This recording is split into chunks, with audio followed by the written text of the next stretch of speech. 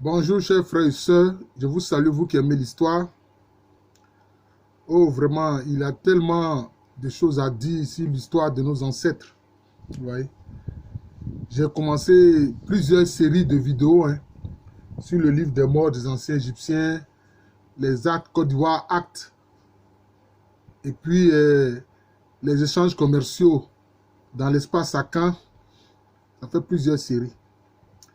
Mais ce matin, l'idée m'est venue comme ça, de parler des grands ancêtres des Bétibé, c'est-à-dire ceux qu'on appelle ordinairement les Ewotilé.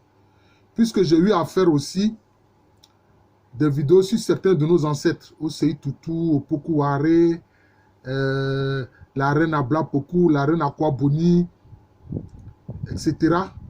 Sur les rois Bronjama, etc. J'ai voulu parler aussi quand même des grands ancêtres des Bétibé, des Ewotilé. Les Bétibé, appelés ordinairement Ewotilé, qu'on trouve dans l'actuel département d'Adiaké, dans la zone de la sous-préfecture de Thioboué. Ils sont aussi dans la commune de Grand Bassam à Vitré, notamment Vitré 1, Vitré 2 qui sont appelés en fait Béti Mono 1, Béti Mono 2. Voilà. Et puis bon, vous pourrez regarder mes vidéos sur le peuplement Ewotilé ou Bétibé. Bon, ils se sont fondus quelquefois aussi dans plusieurs groupes ethniques où ils ont été très souvent le soubassement du peuplement dans la formation de différents groupes ethniques à Camp lagunaire. Mais comme je l'ai dit, je voudrais parler de leurs ancêtres, de leurs grands ancêtres. Alors évidemment, on ne les connaît pas tous, mais ceux qu'on connaît, je vais parler d'eux et dire brièvement ce qu'ils ont fait et ce qu'on sait d'eux. Alors par exemple, le clan royal de Boyine dit que son ancêtre, son aïeul, de qui descend tout le lignage ou le matrilignage Boyine, on appelle Bonier Esselewe. Bonier Esselewe, c'est son nom. Et son frère était Mbandjima. Mais Mbandjima est connu par exemple à Vitré sous le nom de Mbachri Ehoma. Mais du côté de la lagune d'Adiaké, on dit Mbandjima.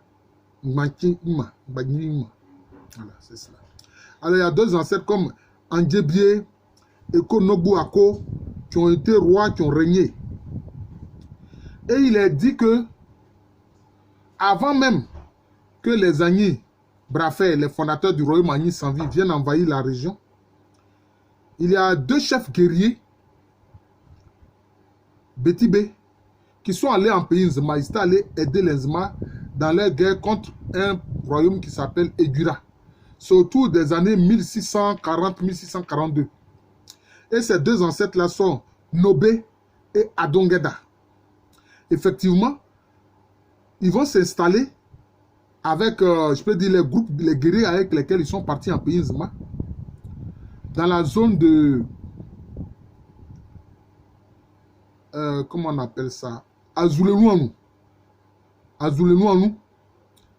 Et puis aussi, non loin de la zone d'Akonou. Voilà, dans la zone d'Akonou. Dans cette zone-là, les Ewotilé vont s'installer là-bas.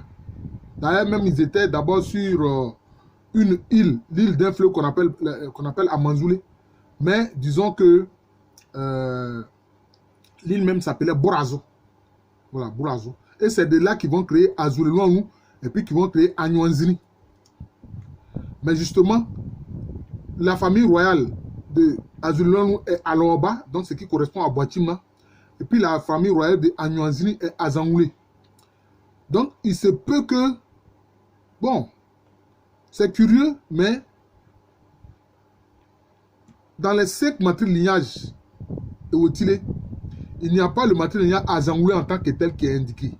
Mais on sait que les Azangoulé, les Aloba et puis les Adagoulé anciennement formaient un seul matriclan. Voilà. Et puis au moment où les Agni Sanvi, les Agni Brafé, viennent envahir le pays des Eotile, le pays des Betibé, dans la région d'Adiaki. Le roi du clan Boyne était Wopu Ningbeni. Mais son demi-frère, de même père, qui lui, par sa mère, était du clan Boyo, s'appelait Wopu Singhen. D'ailleurs, Wopu Singhen, il était en ce moment-là, les Francs. Donc, son frère, Wopu Ningbeni, du clan Boyne, lui, il était le roi, donc les Bakwaba. Le titre royal est appelé Bakwaba chez les Betibé. Et puis maintenant, Wopu Singhen, il était, disons, le général en chef de toutes les classes d'âge. Donc, on veut voir le général en chef de l'armée, quoi, en quelque sorte. Celui que les Outils appellent Ephraon. Il s'appelait Wopu Singhen. Voilà, Wopu Singhen. Malheureusement, ils étaient en conflit au moment où les Agni Brafais sont venus attaquer par surprise le pays des Eotilés. Donc, ils n'ont pas pu se défendre comme il faut. Et donc, au moment de la guerre, justement, contre les Agni Brafais, il y a deux ancêtres Eotilés qui sont partis du côté du pays Nzema, où ils vont s'installer notamment en Nzulezo. Il s'agit de Takrika et de Mogan. Il s'agit de Takrika et de Mogan.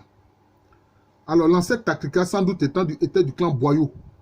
Si bien que la chefferie de Nzulezo est du clan Ezohile.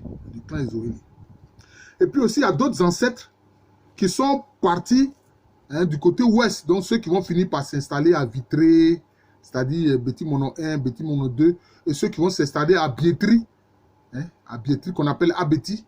Mais ceux d'Abeti ou Bietri vont finir par adopter la langue des Hébriers. Alors, donc, il y avait plusieurs ancêtres comme ça. Il y avait Yayo. C'est pour ça qu'on trouve le nom Yayo en pays hébreu. Ça vient des Eotilés.